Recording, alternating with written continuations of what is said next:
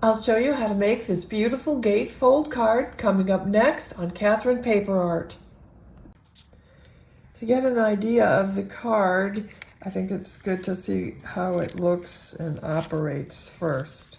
So I haven't put a sentiment in this, but you very easily could put one on the front, and then of course you could stamp one on the inside. But this is how the card functions.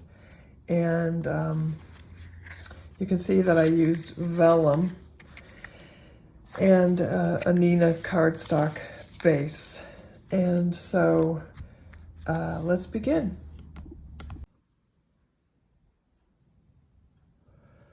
So I made this project using the Delicate Floral Hummingbirds from Spellbinders. I used Stick It, and there's two ways you could do this. I want a double layer for my die cut, and you can either put the Stick It on one side and die cut it two times, or you can put the Stick It on both sides and die cut that once if you already have a die cut without Stick It on the back, as I do. That way you can stick this on the front and you've got the Stick It on the back that you can then stick onto the card. That's what I'm going to do. Otherwise, add Stick It to one side on two pieces and cut those out and layer them up that way. Like I said though, I already have a die cut without the Stick It, so I'm going to add Stick It to both sides and make one more die cut that way. In any case, you want two layers with Stick It to lay on top of each other. That way you don't have to mess around with trying to glue it, and it's a more permanent adhesion than using, say, the Simon Says stamped micro dots. And it's much easier using this than trying to use a tape runner or glue. So I'll be right back. And I don't know if I mentioned, but the Stick It is double-sided adhesion. So once you make your die cut, then you peel off the other release paper and get down to business. Okay, I'll be right back. So this time I decided I'm going to add some mica sheen to the hummingbirds, because hummingbirds do have a sheen. And I have this Arteza mica powder, and I've got my gum arabic and some distress reinker. I'm going to make my own distress mica stain spray. Okay, I'm going to ink up the extra bird components, and I'm going to use the Distress Ink Twisted Citron and the PinkFresh Studios Sapphire. And after I've inked them up, I'm going to use the Distress Mica stain that I made. And I'll be right back. I like to start inking with my lightest color first, and then work into my darker colors, and that way I don't corrupt my my lighter color brush or my lighter color pad. Not so much the brush, but the pad.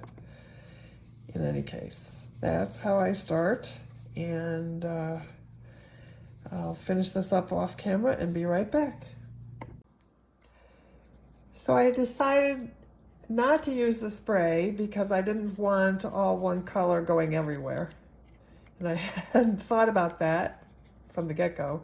So I decided that I would use my Versamark Ranger sticky ink pen and just apply the mica powder to the sticky ink on my little die cuts. And that works out very well. And you use a puffy brush, a soft, fluffy, puffy kind of brush. and you lightly dab it on. And a little bit goes a very long way.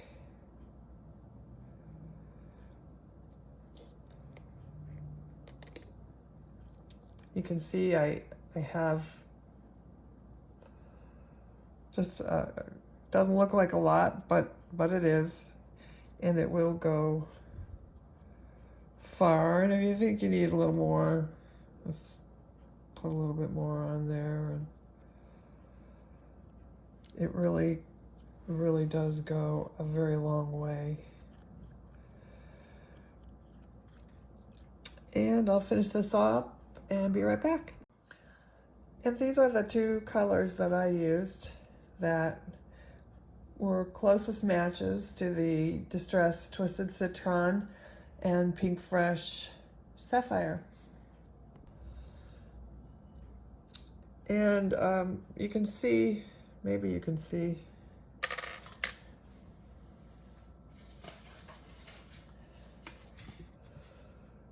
there's a little bit of ink, maybe even mica powder on the end of my pen. But if you just wipe it off on some cardstock, you can clean the tip very easily. And it may look like it's stained, but it doesn't impart anything on the cardstock. So there's that. Handy sticky ink pens. Good to have. Okay, so I peeled off the release paper from the top of the die cut, and I'll put the top die cut on and get ready to ink it. I do the whole die cut at once with just a big blending brush, and I like to do it with the Twisted Citron and Mowed Lawn. I try to blend them together, not too well, because I want them to have a little distinction between the colors for the branches. Sometimes it's hard to tell whether I've gotten all the release paper off of this. In any case, I'll fuss with this a little bit and be right back. Okay, now as I said before, if you've never used this, it's a very forgiving product. You can put it over your, lay your die cuts together, and oh gee, I didn't get that lined up. So I haven't pressed it together yet, so I can peel it off and reposition it. And I really like repositional adhesives. And like I said, it's repositional until you burnish it in place, and then it's committed. And hopefully you are too. So I'll finish lining this up and burnish it and be right back. When I'm burnishing, I like to take a paper and place it over the die cut, because the die cut is so fragile, and putting a piece of paper over it just helps protect it. So what I do is I just ink over the whole thing, and like I said, I like to blend. I always get a little bit of it doesn't get lined up right. I like to just blend the Mowed Lawn and the Twisted Citron together, and they don't have to be a perfect blend. I just kind of really more or less just mix them, not so much blend them. And that way there's no white from the die cut showing through. And you could say, well, why not just use green cardstock, but it's cheaper just to use the white and ink it up. If you're pressed for time, you could argue, well, I'll just use green or whatever, any color you want. I don't know, whatever. I just use the white and ink it up, and that's what I do. So I'll finish this off camera and be right back. So for the flowers, whatever kind of flowers they are, I'm not sure, but I use the picked raspberry and the spiced marmalade, and so I'll ink those up and be right back. For the bird beaks, I just use a Copic marker, and this happens to be N5.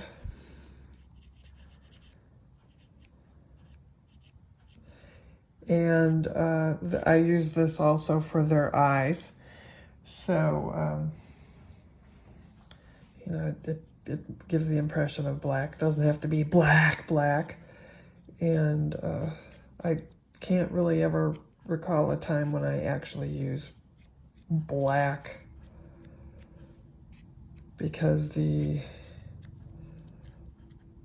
grays really do suffice.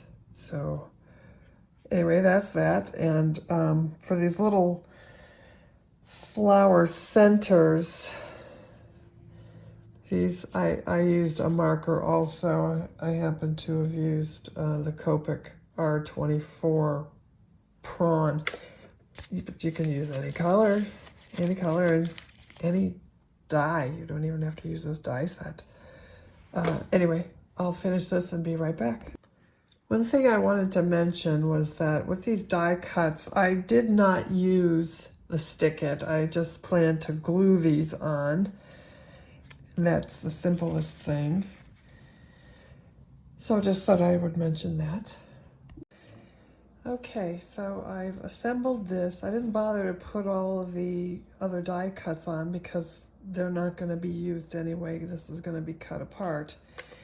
And what I've done is I've taken an 8.5 by 11 sheet of pearlescent vellum. I folded it in half and then folded it in half horizontally and then cut it vertically so that each section is 4.25, excuse me, by 5.5. Well, when folded it's 5.5, otherwise it's, let's start over. 4.25 by 11 each half, so that when you fold it, it's 4.25 by 5.5. And these are going to be the gates that will form the card. So I will, vellum is fragile, somewhat fragile, so you want to be a little bit careful, but you're going to fold each half into its half so that you get these pieces that will act as the card gates, if you will. So I've taken a half and I've folded it in half, so essentially it's in quarters. Now, if they don't quite meet, as you can see, I think you can see, these don't quite meet, then you just trim the card down a little bit. So I'll be right back. And you will need a front and back card, so it's best just to trim them both at the same time. And what I do just to start out with is I put the tape on the back side only. I don't secure anything on the inside just yet. I do that after I have placed, after I've gotten this sorted. And you know, because you'll get air inside this, so you want to get this placed first, and then you want to noodle this around and or whatever die cut you use. You just want to make sure that you get it how you like it. And then stick that down. But you can't do that if these are sliding all around. So I first tack these onto the back. And I don't worry about taping the outside until after I've gotten the image put down. So what I was trying to say was that when you glue these together, it traps air in here. So it's best to first tack this one side down and get your top die cut image laid out and then stuck down. And after you've got your die cut stuck down, then tape down this piece. That way, if there's any air trapped in here, it's not going to change this score line. Because I made the mistake on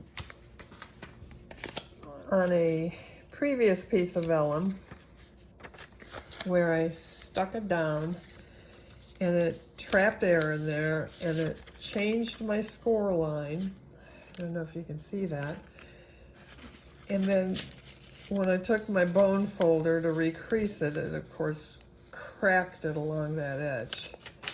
So only tape down to the card, because that's really all you need at this point to keep it in one place so you can get your die cut on. I'm probably making this sound more difficult than it is. It's a very easy card to put together and a quick card to put together. The total amount of time to make this, well, the greatest amount of time is in your die cutting and inking. And this wouldn't have even taken me as long as it has if I hadn't decided to use the Mica. Oops.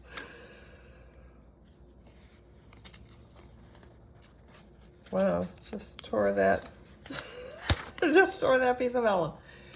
I'm gonna have to fix that. Okay, I cut a new piece of vellum.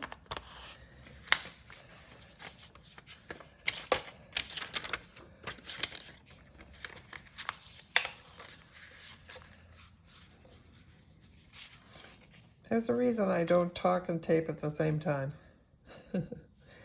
So I'll tape this up and be right back.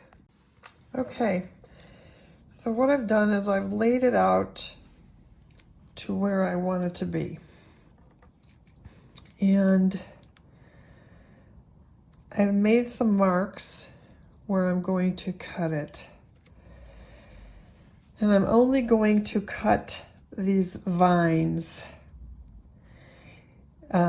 on my cutting board, rather my paper trimmer. And the rest I will cut around with a pair of scissors, because I don't want to cut through the flower, because that's part of my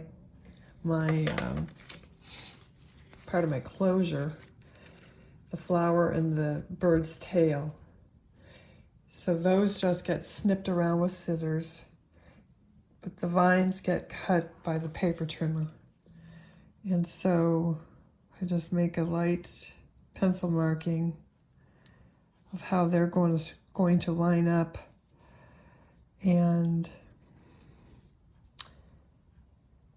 that's pretty much how I do it. I don't know if you can see that or not. And then I will take the release paper off of the back, because I have that stick it on there, and once I've cut through these, I will position it back on here and stick it down, and then take my shears and trim the rest of this on the outside off.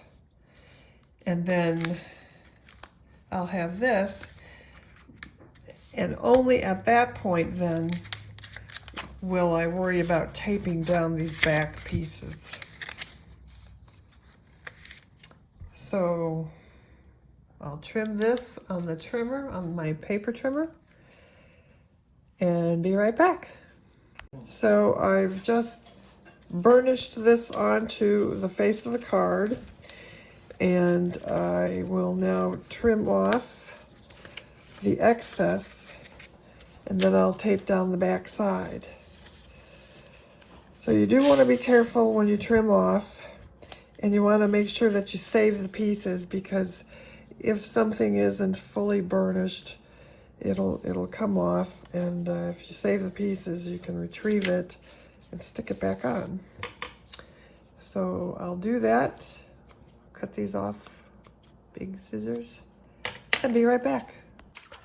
Okay, so I have finished adhering this to the card, and it's been burnished down. And now I'll go ahead and tape these to the back and put the back panel on, and then the card is done. So I'll be right back.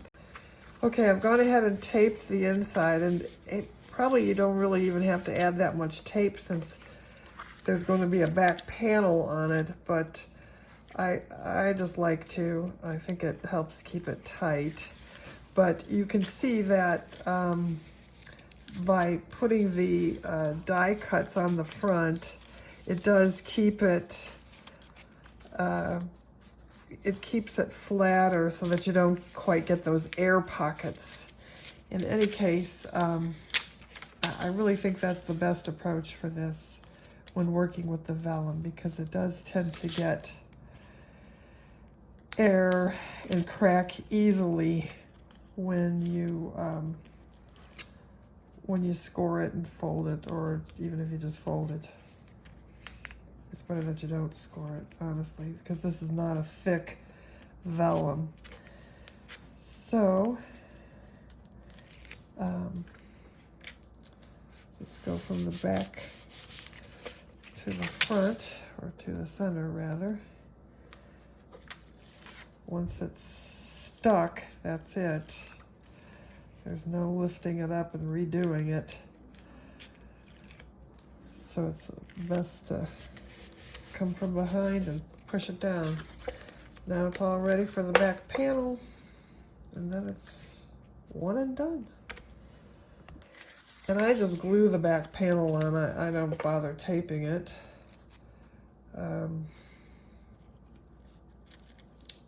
Some people tape it. I just glue it on. I think that's the easiest. Okay, so I've glued the back panel on, and now the card is finished. You could put a sentiment on it if you wanted to. I don't want to, but it is completed. So this is the finished card with the mica powder, and I don't know if you can see the luster of it. And here's the one without the mica. So I think you can see the difference. In any case, that's the two cards. So I hope you've enjoyed this tutorial, and if you did, please give us a thumbs up, and thank you for watching.